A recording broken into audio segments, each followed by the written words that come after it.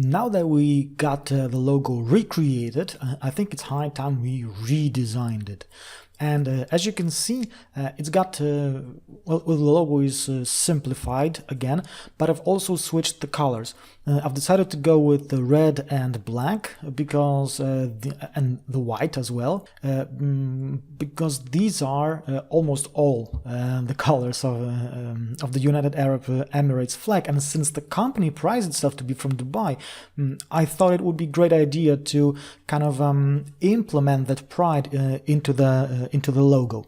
So as you can see, the original was based on a square, and my redesign is based on a rectangle, because I think that since the company is a developer, property developer, it would be a good idea to create the logo based on a shape that resembles a building a bit more.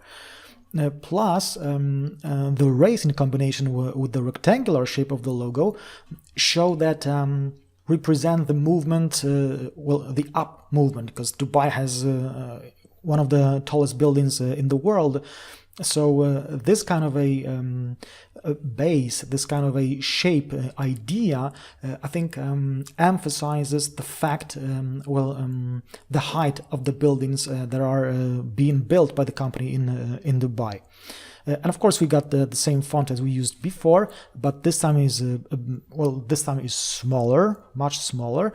And I think that the addition of the white space here, especially to the left and the right, lets the text, the company of the name, at the same time breathe a little bit and be a bit more. Maybe it's a paradox since it's smaller, but to be a bit more prominent at the same time, a bit more legible. Okay, so the first thing, of course, I'm gonna do is I'm gonna create another artboard for myself to work on. So again, with the artboard tool, I am simply going to create an artboard here in the bottom and create another layer that I'm gonna call the MR, just like that. And this time I am not going to start with the rays, but I'm going to start with the base. And as I said, I want it to be not a square, but a rectangle. But that's going to be the final effect. I am going to start with the rectangle, and I'm gonna make it with a square, and I think I'm gonna make it 270 by 270, just like that. And now I want to add this bottom rectangle that will hold the company name. And what I will do is I will copy and paste in front this this square, just like that. So I did it by pressing Ctrl C and Ctrl F. So now I have two squares, just like that. And what I will do right now is I will go to Object menu,